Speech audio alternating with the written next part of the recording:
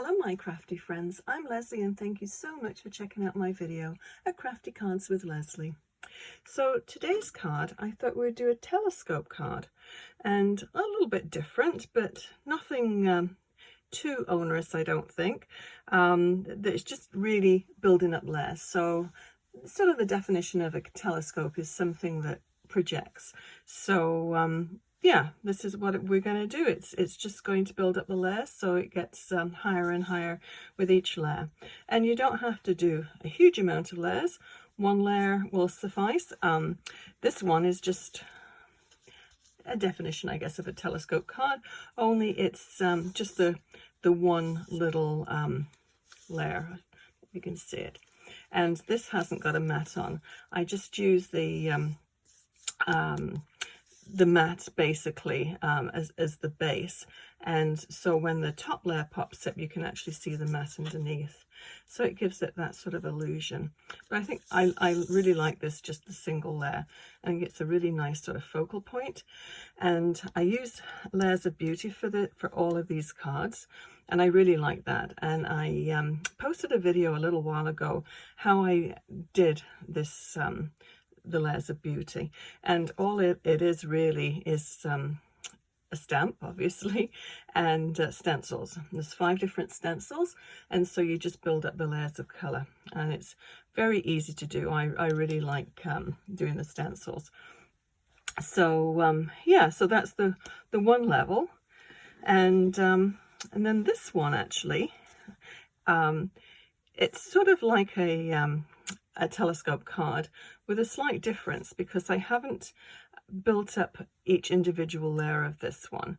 It gives you that illusion of being matted, but I've actually cut out, using dies, just cut out the little openings there rather than the mats, but it sort of gives you that sort of impression.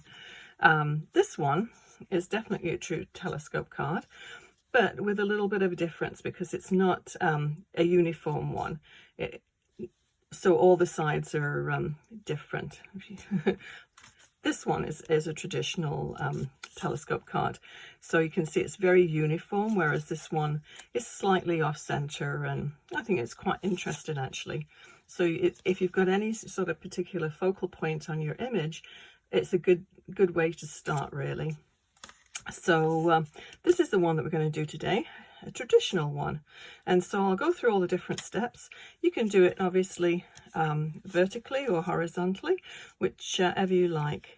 And have a look at my little cheat sheet that I used for this color.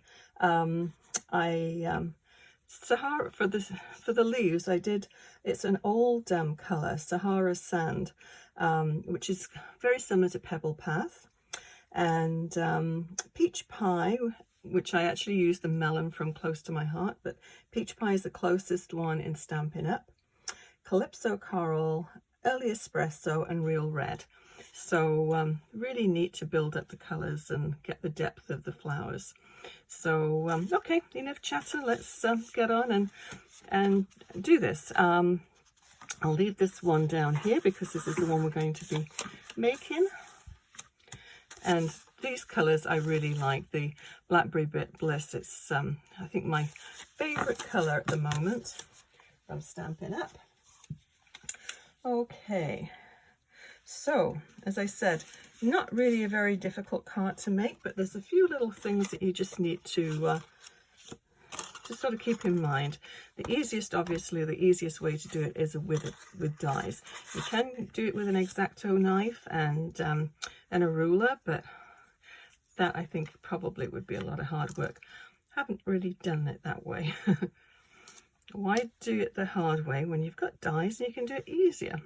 So basically all you're going to do is put your dies on here, and these are a set of old dies. They've got little like little dots in there. I don't know if you can see it in here once it's bring it up to the camera. Just tiny little dots all the way around. So all you need to do is place your dies on your image. And actually I should tell you the size. I'm doing a regular 4 1/4 by 5 1/2, and this one I've just trimmed down a little bit just so we've got a little bit of room for a mat around the edge, and this is 5 1/4 by 4 inches. So once you've got your templates in place and have them exactly where you want them, I just use washi tape and then just stick them down. That's all you have to do. And then run them through the die cut machine. And I have some already cut out. Thought it would save me bringing over my huge, great big shot.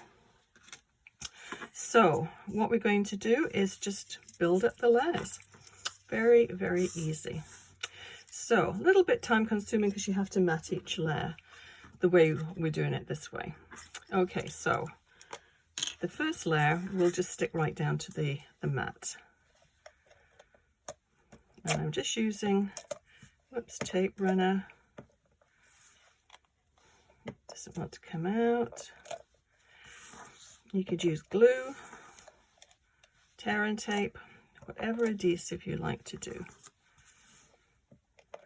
Everybody's got their own preference, I think, for adhesives. Okay. So this one we're just going to center.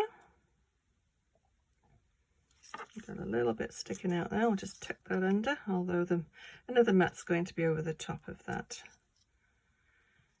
Okay, pretty close. Okay, so the little trick with this is you need to make sure they're actually going in the same direction, because it's very easy to flip one up going the wrong way. So let me just move this. I'm just going to bring over my paper trimmer, because there's quite a bit of trimming to do on this. So I've got some scraps of paper, and let's have a look. Yeah, okay. We've got some little scraps here, so we'll go ahead and we'll mat each layer. I'm just going to, so tight for space on this table. I'll try and keep everything in camera view. Be very mindful of that today. Okay, so first of all, we need to stick all these little pieces down to the mats.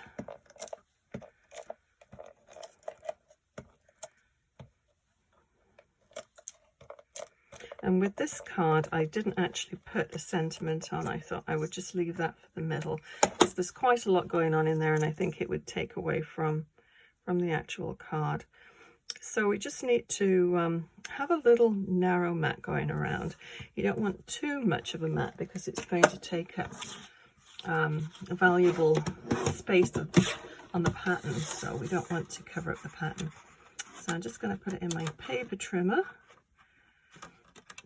And I have a little trick for doing narrow mats.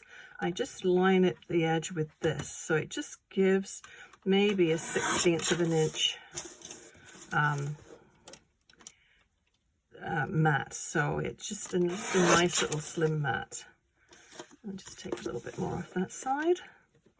But lots of trimming with this one. Okay, I think that's good. So now you can just put flat layers down if you want. You don't have to build them up each time, but with the telescope card, really, it's all about the layers. So we're going to go ahead and do all the layers on this one.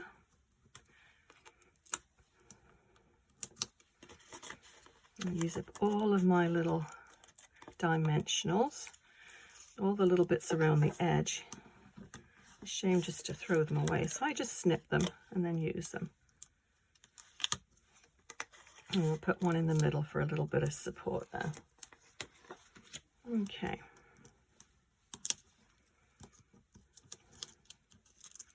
Take all the back ends off. Not going to stick if you don't do that.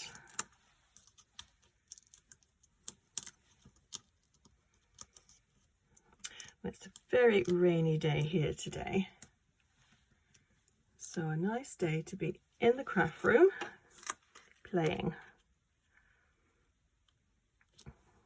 Actually, I'm going to put all my Christmas decorations up this afternoon, so always looks nice and cheery with all the Christmas lights up, and so nice to be able to do that. Okay, so the next layer is this little one here. So can't go that way, we'll go this way. And this is a little bit wider. Makes it a little bit easier to get the tape on as well.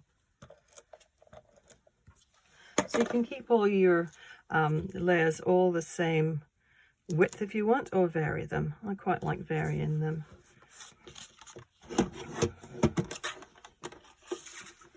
Okay, so I just tuck it up there.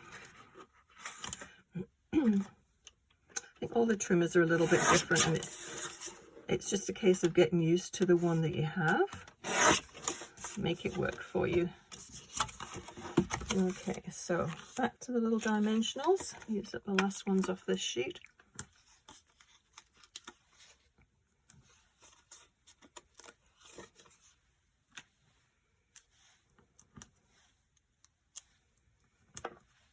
And I've got a new sheet, or newish. There we go, that should do for that. So once you have all of your background done, and obviously it doesn't have to be flowers, it could be anything you want, or you could just do, as I said, a single image and have that popping out, and it really makes a nice focal point.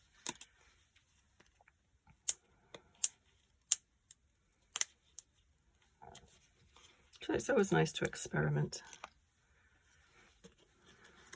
Okay, let's bring this down a little bit so I can see it.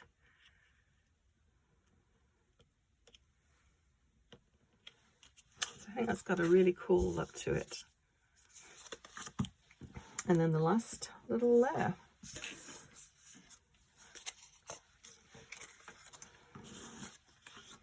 Same again.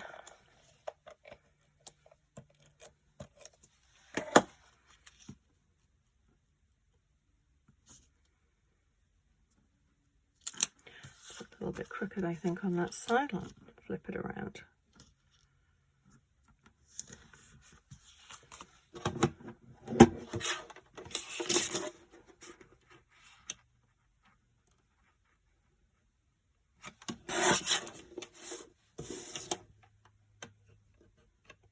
Now you could leave this part blank, just solid cardstock in the back, and put that a little bit too. I'm going to do that one again. You could leave that one blank, just put a solid piece of cardstock in the middle, just a piece of white, or and put your sentiment on that, and that would look quite nice. But I think I'm just going to keep this as a whole one, a whole pattern, and yeah, and just put the sentiment inside. Okay, let's try this again. Terrible at talking and trying to do something at the same time. Okay, that's good. So let's get our dimensionals again. I'm going to pop this on.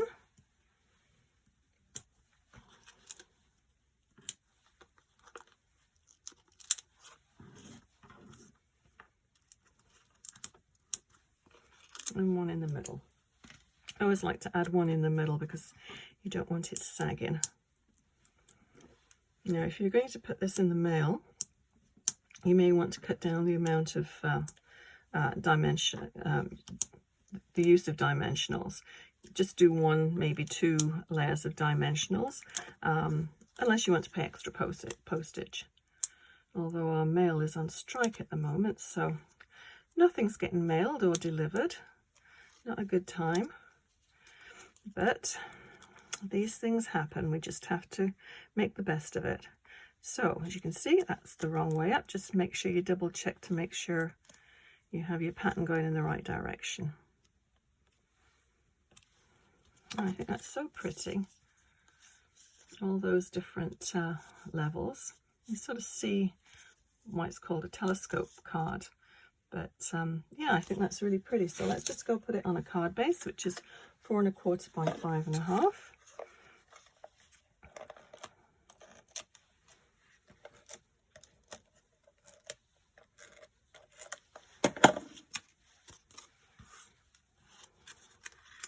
Okay, now I cut the back in just about 1/16 of an inch smaller than a 4 1/4 by 5 1/2. So you just get a little white line all the way around, and it just sort of frames it in, I think. And then I have some gems, These are the same ones that I used on this card here.